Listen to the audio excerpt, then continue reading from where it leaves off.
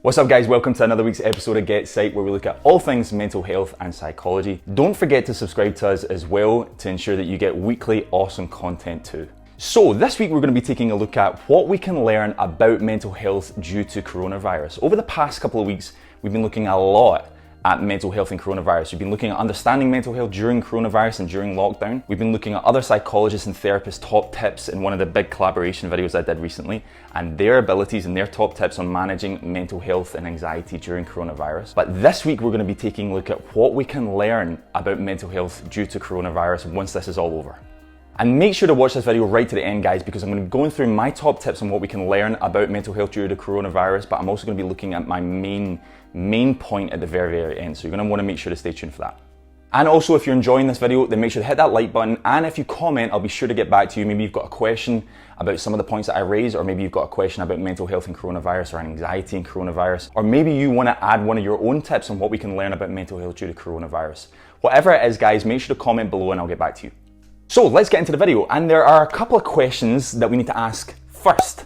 The first one is, how is coronavirus impacting our mental health? Now, we've had a little bit of a look at this over the past couple of weeks, but let's take a recap of some of those key points. Well, if you think of things like isolation and loneliness, and if you've been watching GetPsyched over the past couple of months, you'll know about the development of anxiety and the management of mental health.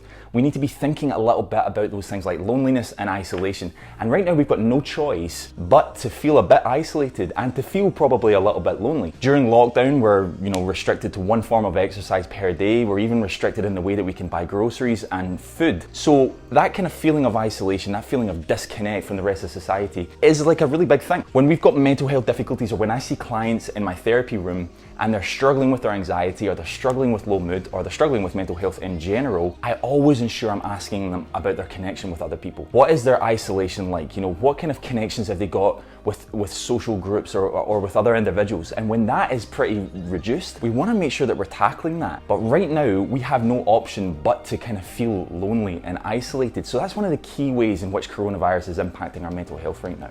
I think there's also panic and anxiety and fear that's attributed to what we're experiencing. That word unprecedented is something that I hear so often in the news. I'm getting a bit sick of it, to be honest, and I'm even using it myself, but it is a really important word. It's an appropriate word to depict what's actually going on right now. These are unprecedented times. And due to that, we can start to feel a sense of panic. We can feel anxiety. We can feel fearful. We're fearful of the unknown. Our anxiety is impacted by the uncertainty and the unknown of situations. And right now, this situation is unknown, it is uncertain, and so therefore we're going to have rises in panic and anxiety. And I'm sure many of us have seen Hollywood films where this kind of thing unfolds, where viruses take over the world, and so this is a bit kind of like that. It's weird. We're going to be experiencing levels of panic and anxiety as a result of coronavirus. Our mental health is going to be impacted by coronavirus just because we're scared of it, and that makes sense. Now, if you want a little bit more information on that, we have looked at how coronavirus is impacting our mental health and how our mental health is being impacted by coronavirus. And if you're interested in that, then make sure to click this video link just above my head right now and you'll get more content on that. But what can we actually learn about mental health due to coronavirus? When this is all over, what lessons can we learn about mental health due to coronavirus? Well, for me, the first one is gratitude. And gratitude in itself is a really interesting topic. I've studied neuro-linguistic programming a couple of years ago. And one of the concepts that they talk about in NLP is the development of gratitude. And they actually say that the more grateful you are, it has the same equivalent factor of actually increasing your income. So if your gratitude goes up, it's almost like your income is going up as well. That's how much it can help benefit your mental well-being and your well-being overall. Gratitude is a really, really powerful thing. And I think one of the lessons that we can learn about mental health due to coronavirus right now is that hopefully we're starting to be more grateful for the things around us. And initially that makes me think about, your family inside that house. You're probably stuck with a couple of family members right now, and that can be challenging, of course, but hopefully you're also being grateful for them as well. Even the people that you're disconnected from. If you're not getting to see your kids or your mum or your dad or your grandparents or something like that, hopefully you can start to be more grateful for the fact that they were in your life in the first place. And when this is all over, that gratitude hopefully will result in a little bit more connection with those people and improvements in mental health. So gratitude is a vital, vital thing. I also really had to add in here the little things about the gym. That's a big thing for me right now. I took that place for granted. I miss that kind of social interaction with people there. And right now I'm kind of working out my own, and that feels lonely. I don't know if you guys feel the exact same, but yeah, I had to add that little bit in when we're thinking about the little things. That really is important. I think there's also something to be said about gratitude for health services around us. You know, people like that work in the NHS. I was watching the news the other day and a lot of focus is on doctors and nurses in the NHS, and that's absolutely appropriate. But they did a little special on the porters, the cleaners in hospitals. They even did little specials on bin men and delivery drivers. And these are the kind of people, honestly, that we kind of take for granted. Hopefully we can start to learn to be a little bit more grateful for these people, more grateful for the fact that they are willing to work during these really uncertain times. And increases in gratitude have really positive implications for increases in our mental health. And we need to learn that lesson more in today's society than ever. And we have a fantastic opportunity with coronavirus to learn this lesson about mental health due to COVID-19. We can start to increase our gratitude for these people around us. We can even start to increase our gratitude for the people that are around us in our home.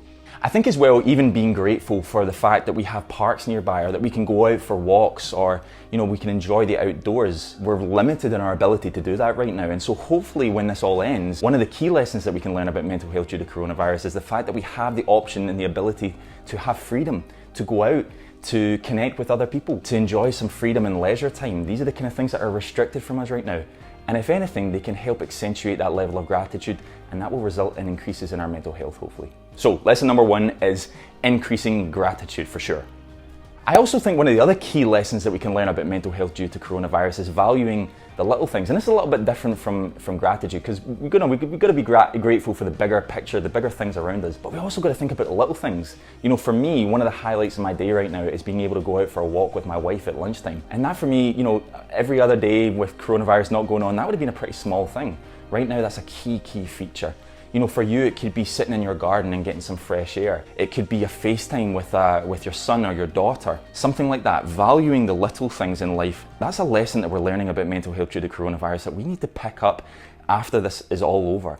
Valuing those small connections, valuing those just small things that make life worth living. I think those are the key things that we can learn. That's a really, really big thing for me, actually. I'm gonna have to take that forward after this is all over. Valuing, the walks, valuing connections, valuing phone calls. I even received a card the other day from a family member, and that kind of thing is just so powerful. If I was busy in my normal schedule, my routine, that's the kind of thing I'd maybe forget about after an hour. But right now I value that small thing, and I hope to carry that into my life after coronavirus is over. So number two is valuing the little things. The third point that I think is really important to cover here is the fact that mental health is real. It's a real thing. And I think right now in society, we have a real focus on physical well-being with coronavirus going on, and that makes sense to me. I think that makes sense to everybody. But I've also been excited to hear about the fact that people are willing to consider mental health. People are asking that question, what is coronavirus doing to our mental health? How is coronavirus impacting our mental health? And what lessons can we learn about mental health due to coronavirus? That's encouraging to me. And if anything, it's increasing the conversation about mental health. One of the key things I think that's important to take, one of the key lessons about mental health due to coronavirus that we need to take into our everyday lives after this is done is the fact that mental health is real.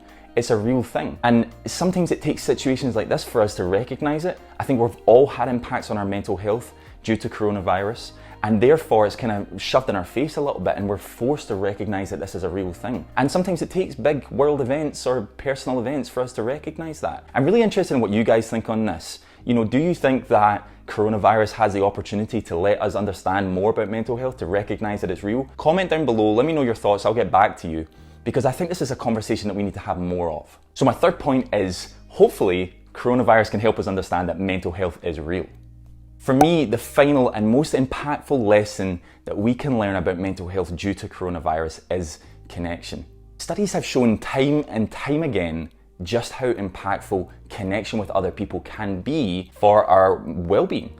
Actually, there's been recent studies that have shown that connection with other people is a greater determinant of overall health than obesity, which is unbelievable when you actually think about it. So connection with other people is more important than obesity or weight loss when it comes to overall well-being. That's how important connection with other people is. That's how important it is. There was actually some recent research done by Stephen Cole who said that connection with other people had the ability to improve our immune system. So simply just connecting with other people has the same ability, has a really powerful ability to improve our physical well-being and not only our mental well-being. And I think right now, when you think about connection and the limited ability that we have to connect with other people, we're kind of forced to use technology and FaceTime and telephone calls and text messages, all these kind of things to connect with others. Hopefully we're starting to value that connection with other people a little bit more. I know I am. You know, and when we think about the lessons that we can learn about mental health due to coronavirus, we have to think about connection. That for me is the biggest one. I've talked about this study time and time again, or this situation time and time again on GetPsyched, but for me, it's the single biggest contributing piece of evidence to the importance of connection. In the late 80s, early 90s in Romanian orphanages, there were some horrific things that were going on where children, very, very young children from birth, were shackled in beds and left in rooms for years, even over a decade for some of them. You know, they just weren't, people weren't willing to adopt them or look after them. And these children were simply just shackled to these beds and every so often were fed and watered. They had such a massive impact on these children's mental well-being and even their brain and cognitive development and functioning. But what's even more incredible about that is that those children that were put to the back of the room, closer to the walls and away from the doors, had less development neurologically speaking than the children closer to the doors. And you might ask why that is. Well, the children that were closer to the doors had improvements, or they were still massively impaired, but they had a little bit more improvement in their neurological development because they saw shadows and heard footsteps passing by the door. They still had massive limitations in interaction, but simply those shadows moving and the sounds of those footsteps were enough for them to get that connection for a little bit of mental health development, a little bit of neurological development. And for me, I don't think there's a study, I don't think there's an example that's more impactful on the lessons that we need to learn about how important connection can be for our mental well-being. And hopefully one of the biggest lessons that we can learn about mental health after coronavirus is the fact that connection is so important.